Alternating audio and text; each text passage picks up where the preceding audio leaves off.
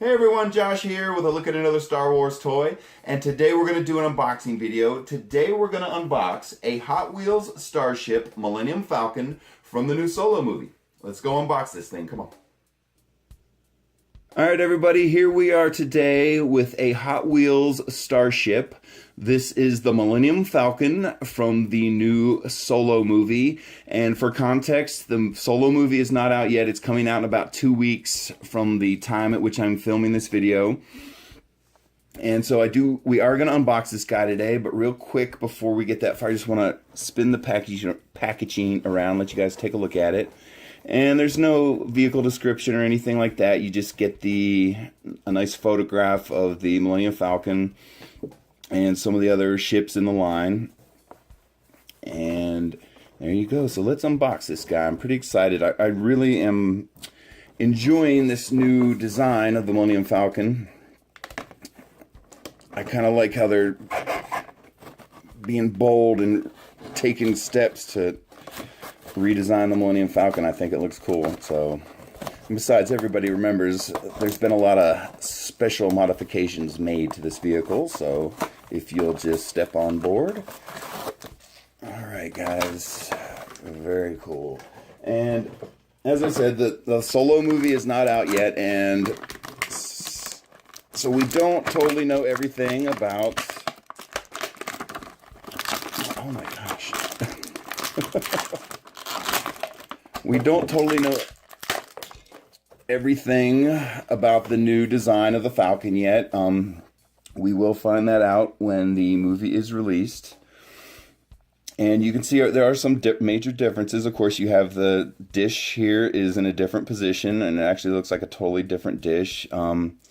It looks like the gun setup might be a little bit different, but this is a very small version of the ship, so it's kind of hard to get a lot of detail out of it. And of course, the most obvious thing is the big part in the front here that makes the Falcon look significantly different. And I'm not positive about this, but some of the things I've seen online say this piece that's in the add-on here in the front is actually a detachable cargo hold in there. So apparently they may have something in the cargo hold for that part of the movie, and maybe we'll see it jettison from the Millennium Falcon. But that's just some things I've seen online, fans talking about and things like that. I could be wrong about it, but we will find out on May 25th. And of course, it's a much cleaner version of the Falcon, and just off the bat, this thing does have a little bit of weight to it, and that's because it's made of metal. It's a die-cast vehicle, but it's not 100% metal. It's not totally made of metal. So the top part of the ship's hull is metal. The dish here is plastic, and then when you get to the bottom part of the ship, that's plastic as well. So it's not 100% plastic or metal. It's about 50-50, and I believe the thruster part here on the back is actually plastic as well. So very nice. And of course, there is another version of the Millennium Falcon, and you'll have to excuse me, I'm popping it off the stand here, and I do have it with me just for a quick comparison. And so this is another, of course, version of the Millennium Falcon, and this one is from The Force Awakens and Last Jedi, and the way you can tell that is by the dish. It's a rectangular dish, so that lets you know it's from the new sequel trilogy. And if it's a round dish in this position, then you know it's from the original trilogy. So here you can see the main differences of the Falcon. And of course, like as I said, the obvious thing is the front of the ship.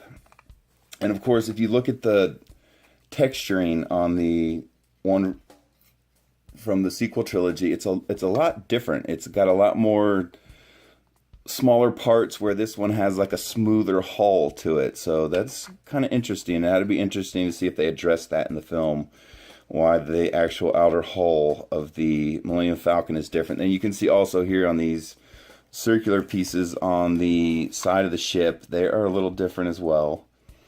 They have different shapes on the end, and then if you look at the cylindrical part of it right there. You'll see this one has a lot more notches, a lot smaller notches, and this one's got less notches, and it's a lot smoother. So size-wise, they're exactly the same, except when you get to this tip here. So I just wanted to show you guys the difference in the ships.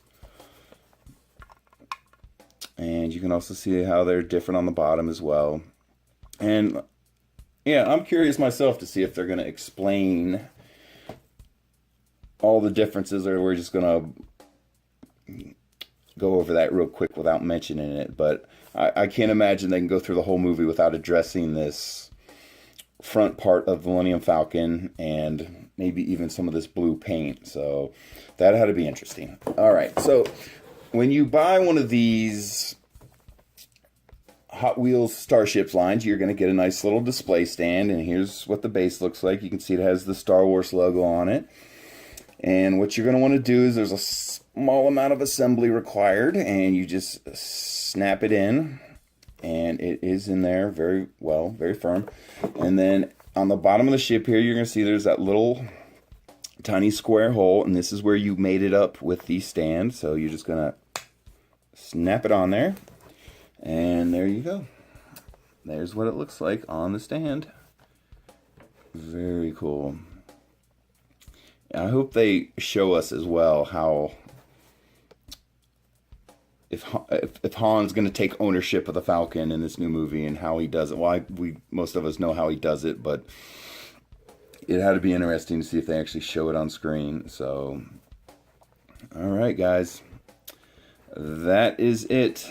This is the Millennium Falcon from the new Solo movie, and this is a Hot Wheels Starship, and it is from the diecast collection. And thanks for watching, everyone. And if you're finding the channel for the first time, please subscribe, like some of the videos, and leave a comment. I'll try to get back to you if I can.